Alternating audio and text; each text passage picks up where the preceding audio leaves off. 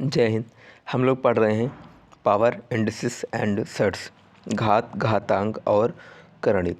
ये है part third, ठीक, जिसमें क्वेश्चन नंबर 1 है कि √7 + √5 अपॉन √7 माइनस √5 भागे √14 + √10 अपॉन √14 माइनस √10 प्लस √10 अपॉन √5 का मान क्या होगा। ठीक है। एक और बात, इसमें सारे के सारे क्वेश्चंस इंपॉर्टेंट हैं जो कि प्रीवियस ईयर में पूछे जा चुके हैं। इट मीन्स ये PYQ है। ठीक है, तो वीडियो को आप पूरा देखिएगा, ये बहुत ही इंपॉर्टेंट क्वेश्चंस हैं इसमें। और ये सारे के सारे क्वेश्चन अभी रिसेंटली जो एग्ज़ाम में पूछे गए हैं 22 और 23 में, सारे क्वेश्चंस वहीं से हैं। इसके बाहर कोई भी क्वेश्चन इसमें नहीं है। ठीक, चलिए वीडियो शुरू करते हैं हम लोग। क्वेश्चन नंबर 1 है, ठीक है, क्वेश्चन मैंने पढ़ दिया, हम लोग सीधा इसको सॉल्व करते हैं। ठीक, इसमें सबसे पहले मैं क्या करूँगा, फर्स्ट फ्रैक्शन जो है वो बिल्कुल ठीक है। ठीक है, फर्स्ट फ्रैक्शन बिल्कुल ठीक है। सेकंड फ्रैक्शन को हम लोग जो √14 लिखा है उसको 7 और 2 के टर्म में हम ब्रेक करेंगे। ठीक है, अंश और हर दोनों में 14 को 7 × 2 के रूप में ब्रेक करेंगे और 10 को हम 5 × 2 के रूप में ब्रेक करेंगे। ठीक, तो चलिए हम लोग वही करते हैं। 7 + √5 अपॉन √7 माइनस √5, ठीक है, ऊपर है प्लस है, ठीक, भागे √7 × √2 माइनस, सॉरी प्लस है, √5 × √2 upon √7 × √2 minus √5 × √2 plus √10 upon √5, √7 + √5। Sorry, एक और चीज़ मुझे ये करना चाहिए था, ठीक है, मैं आगे कर लूँगा। थर्ड फ्रैक्शन को भी हमें ब्रेक करना चाहिए था, मैं आगे अभी कर ले रहा हूँ। ठीक, इस पार्ट सेकंड में यानी कि फ्रैक्शन जो सेकंड टर्म है उसमें हम बात करें, जो अंश है उसमें √2 कॉमन हो रहा है और जो हर है उसमें भी √2 कॉमन हो रहा है। ठीक है, तो अंश में हम √2 कॉमन करेंगे तो ऊपर क्या बचेगा कि √7 + √5। क्वेश्चन ईजी है, ठीक है, थोड़ा सा दिमाग लगाने की ज़रूरत है, क्वेश्चन बहुत ईजी है। ठीक, √2 यहाँ से हर में हम √2 कॉमन करेंगे तो अंदर बचेगा √7 माइनस √5, ये 5 है। ठीक, प्लस इसको थर्ड पार्ट को हम यहीं पर थोड़ा सा ब्रेक करते हैं। ठीक है, यहाँ पर हम इसको ब्रेक करेंगे तो क्या हो जाएगा, ये हो जाएगा √5 × √2 अपॉन में √5 है ही। ठीक है, ठीक, तो अब इसको हम क्या करेंगे, ये यहाँ से कैंसिल हो जाएगा तो यहाँ पर हम केवल √2 को ऐड करेंगे। ठीक है, केवल √2 को नोट करेंगे। और यहाँ देखिए ये पार्ट सेकंड में, सॉरी मतलब सेकंड टर्म में आप देखिए, सेकंड टर्म में जो है ये √2 जो है कैंसिल हो जाएगा क्योंकि अंश और हर में समान है। ठीक है, ठीक, √2 कैंसिल हो गया। फर्स्ट टर्म है √7 + √5 अपॉन √7 माइनस √5। ठीक है, अब देखिए इसके बाद ये जो भाग का साइन है यानी डिवाइड का साइन है, इसको हम क्या करेंगे, इसको हम यहाँ पर गुणे का साइन करेंगे। जब हम गुणे का साइन करेंगे तो चीज़ें जो हैं वो एज इट इज़ ना हो करके वो पलट जाएंगी। ठीक है, जो अंश में है वो हर में आ जाएगा और जो हर में है वो अंश में चला जाएगा। ठीक है, तो हो क्या जाएगा, देखिए √7 माइनस √5 जो कि अंश में था अब हर में हो गया, सॉरी जो हर में था अब अंश में हो गया, अंश वाला अब हर में जाएगा। तो √7 + √5 प्लस √2। ठीक, अब देखिए ये यहाँ से कैंसिल हो गया, ये यहाँ से कैंसिल हो गया। क्यों, क्योंकि बीच में जो है गुणे का साइन है, गुणे के साइन में हम तिरछा कैंसिल कर सकते हैं, तो इससे ये वाला टर्म कैंसिल हो गया और इससे ये वाला टर्म कैंसिल हो गया। तो यहाँ पर टोटल कितना बच रहा है, यहाँ पे 1 बच रहा है टोटल, प्लस का √2 हमारे पास है ही, यही आपका आंसर है।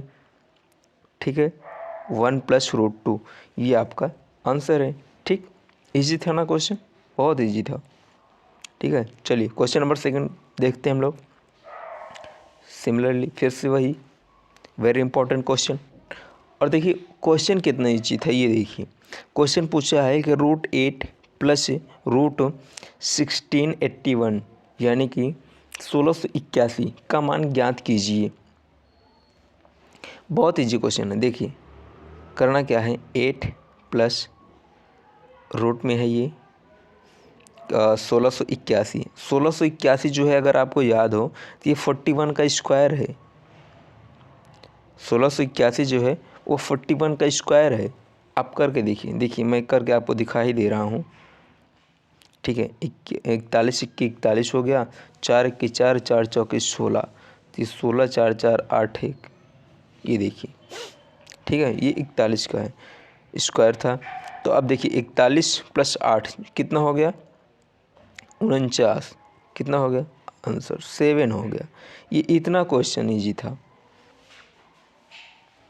अगला क्वेश्चन हम लोग देखते हैं। अगला क्वेश्चन है कि √20 minus √20 minus √20 minus √20 minus dot dot करके इन्फिनिटी तक है। ठीक है, इन्फिनिटी तक है, √20 माइनस √, इस तरीके से इसका मान हमें जो है ज्ञात करना है। ठीक है, तो देखिए ये बहुत इजी क्वेश्चन है। मैं इस क्वेश्चन को आपको 2 तरीके से बताऊंगा। सेकंड वाला जो मेथड है उसमें सॉल्व करने की ज़रूरत नहीं है, आप देखने के तुरंत बाद जो है आंसर बता सकते हैं कि आंसर क्या होगा। फर्स्ट मेथड में हम लोग पहले जो है उसका कॉन्सेप्ट सीखते हैं कि अगर कोई क्वेश्चन ऐसा हो गया जिसमें सेकंड मेथड अप्लाई नहीं हो रहा है तब उसको हम कैसे सॉल्व करेंगे। तो पहले हम कॉन्सेप्ट सीखते हैं, इसके बाद शॉर्ट ट्रिक पे आते हैं। ठीक है, सबसे पहले ये जो वैल्यू दिया गया है हमें, इसे हम x की इक्वल मान लेते हैं। ठीक है, √20 minus 20 minus √20 minus √20 minus dot dot dot dot, ये इन्फिनिटी तक है। ये टोटल x की वैल्यू है, हमने ऐसा मान लिया। ठीक है, इसको हम स्क्वायर करते हैं। ठीक है, स्क्वायरिंग बोथ साइड। ठीक है, तो ये हो जाएगा x² = ये फर्स्ट टर्म का स्क्वायर हट जाएगा, मतलब रूट हट जाएगा, फर्स्ट टर्म का रूट हट जाएगा। जो √20 था अब ये केवल 20 बचेगा। ठीक है, बाकी में चीज़ें ऐसे ही रहेंगी, 20 माइनस 20 माइनस 20 माइनस 20 ऐसे ही। ठीक है, तो चूँकि ये देखिए आप थोड़ा सा ये समझिए कि वैल्यू जो है वो हमें इन्फिनिटी तक दिया गया है। तो अगर हम किसी एक को हम निकाल ले रहे हैं तब भी तो जो अंदर बचेगा वो एज इट इज ही बचेगा। ठीक है, क्योंकि वैल्यू जो है हमें डॉट डॉट करके इन्फिनिटी तक के लिए दी गई है। तो अगर हम इनमें से किसी एक टर्म को हम बाहर कर ले रहे हैं तो बाकी जो टर्म है वो भी तो टोटल x के बराबर ही रहेगा। मैं कहना क्या चाह रहा हूँ आप इसे समझिए। मैं ये कहना चाह रहा हूँ कि ये x² है = ये 20 है माइनस ये x है। जो x की वैल्यू है अब भी वही रहेगी, क्योंकि इन्फिनिटी में से किसी एक को बाहर कर लेने से वो कम थोड़ी ना हो जाएगा, वो अनंत तक तो पहले से ही। ठीक वैसे जैसे समुद्र में से एक लोटा क्या कहते हैं कि पानी निकाल लेने से वो कम थोड़ी ना हो जाएगा, तो उसी तरीके से ये भी दिया गया, ये भी अनंत है, इसमें से केवल 20 को निकाल लेने से कोई फ़र्क नहीं पड़ेगा। तो ये भी एज इट इज़ जो है x का ही वैल्यू रहेगा फिर भी। तो इसको अब हम सॉल्व कर लेंगे, सिंपल सा है, +x माइनस ये 20। ठीक, इसको आप सॉल्व कर लीजिए, ये हो जाएगा x² plus 5x minus 4x minus 20। ठीक है, ठीक, तो x+5 ये हो जाएगा और x-5 ये हो जाएगा। क्वाड्रेटिक इक्वेशन है, आप सॉल्व कर सकते हैं, कोई दिक्कत वाली बात नहीं है उसमें। ठीक है, x+5 = ये 0 तो नहीं होगा क्योंकि ये पॉजिटिव में है। जब भी हम इसको x के इक्वल ले जाएंगे तो ये नेगेटिव में हो जाएगा, नेगेटिव वैल्यू आएगा, और नेगेटिव वैल्यू से हमें यहाँ कोई लेना देना नहीं है। ठीक है, तो बच रहा है हमारे पास x-4। x-4 ये 0 है, तो x ये 4 हो जाएगा। ठीक है, यही आपका आंसर है, x = 4। जिसमें कहा गया था कि इसका मान आप ज्ञात कीजिए, तो यही आएगा। इसमें x का मान जो है वो 4 होगा, यानी कि इस टोटल का मान जो है, ये जो हमें वैल्यू दी गई है, इस टोटल का मान जो है वो हमें 4 आएगा। ठीक है, इस तरीके से। अब इसका सेकंड मेथड क्या था वो आप समझिए। इसका मैं एक सेकंड पेज ले रहा हूँ। क्वेश्चन हमारे पास दिया गया था, सेकंड मेथड जो है 20 minus √20 minus √20 minus √20 dot dot dot dot dot करके इन्फिनिटी तक था। ठीक है, क्वेश्चन में हमें इस तरीके से दिया गया। अब हमें क्या करना है, देखिए इसमें हमें करना कुछ नहीं, बस इसको ऐसे देखना है। ये 20 लिखा है, इसका जो फैक्टर होता है वो 4 × 5 होता है कि नहीं। 20 है, 4 × 5 होता है। इन दोनों का डिफरेंस जो है, इन दोनों का जो डिफरेंस है वो 1 होना चाहिए। तो जो छोटी संख्या होगी, जो स्मॉलेस्ट नंबर होगा, वही आपका आंसर होगा।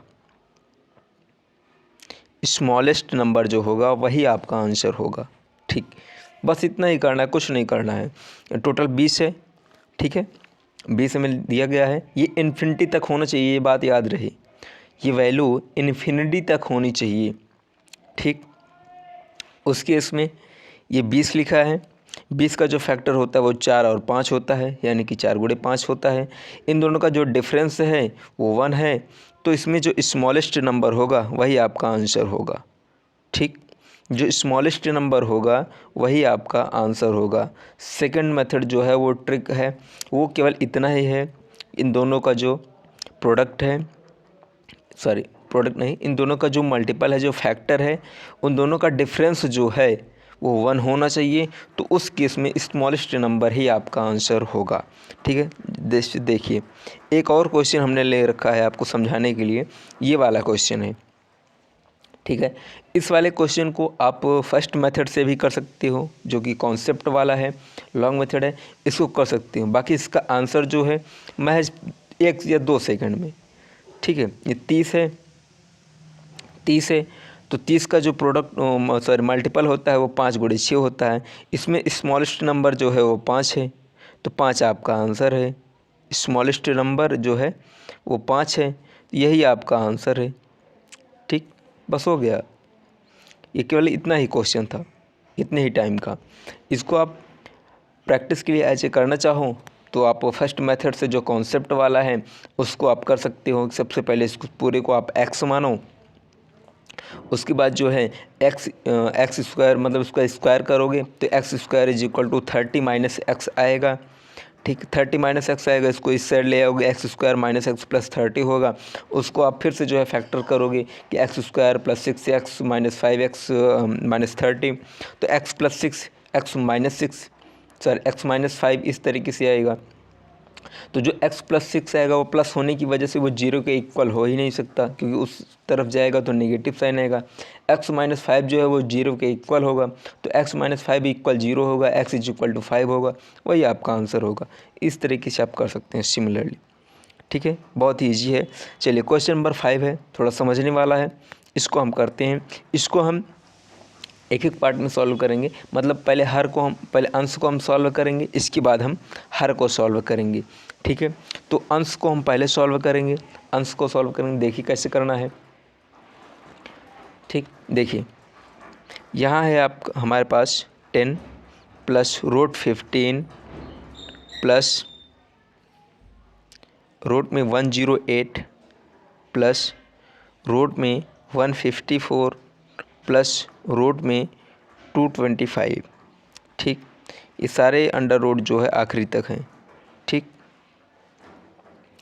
इस तरीके से अब इसको हम क्या करेंगे, सबसे पहले एक एक को हम सॉल्व करेंगे।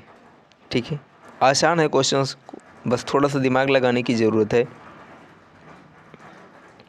25 + 108 + 154 प्लस ये देखिए जो 225 है, ये स्क्वायर होता है कितने का, ये 15 का स्क्वायर है। ठीक है, 15 15 में 225। ठीक, ये 15 का स्क्वायर है 225, तो यानी कि इस जब ये रूट से हटेगा तो यहाँ पर टोटल 15 आएगा। ठीक है, जब इसमें 15 आएगा तब यहाँ पे क्या होगा, 10 + √25 + √108 + 169, ये हो जाएगा। इन दोनों को हम ऐड करेंगे 169 जो है वो 13 का स्क्वायर होता है। ठीक है, 13, अब 108 में जब हम 13 ऐड करेंगे तो 121 हो जाएगा। इसी तरीके से यहाँ पे देखिए 10 25 प्लस यहाँ पे टोटल जो है 13 आएगा, क्योंकि ये 13 का स्क्वायर रूट है। ठीक है, जब 13 आएगा तो 13 8 21 जो है 121 आएगा, यानी 121 आएगा। अब 121 जो होता है वो 11 का होता है स्क्वायर। ठीक है, 121 जो होता है √10 + √25 प्लस ये जो है, अब 11 ग्राम में 121 होता है तो 11 का स्क्वायर रूट है तो 11 हो गया। अब 11 + 25 जो है वो 36 होता है, तो 10 प्लस ये √36 हो गया। √36 जो है वो 6 का स्क्वायर है, तो यहाँ पे 6 हो गया, तो 10 6 16 हो जाएगा। ठीक है, मैं एक सेकंड पेज ले रहा हूँ यहाँ पर, ये 10 प्लस ये √36 है। अब √36 जो है वो यहाँ से जब इसको हम स्क्वायर रूट से जब इसको बाहर निकालेंगे तो ये हो जाएगा 10 + 6, 10 + 6 यानी कि ये 16 हो जाएगा। ठीक है, ये 6 है तो 10 + 6 ये 16 हो जाएगा। तो √16 का मान जो है कितना होता है, 16, ये होता है 4 के बराबर हो जाएगा। √16 का मान जो है वो 4 हो जाएगा, जिसका मान जो है 4 आ रहा है, यानी कि अंश में जो है उसका मान हमें 4 मिल चुका है। अब हम हर को सॉल्व करते हैं। ठीक, ये हमें 4 मिल चुका है, जो अंश में हमें दिया गया है उसका मान हमें मिल गया है। अब अंश में जो है दिया गया है, क्या दिया गया है, एक बार हम पहले क्वेश्चन को देखते हैं। यह क्वेश्चन में है 16 + 19.25 × 4 का स्क्वायर, 4 का स्क्वायर है मतलब 16, हम इसको भी लिख सकते हैं। ठीक, 16 + 19.25 × 16, ठीक, 19.25 16, सॉरी ये मैं कहाँ आ गया जी,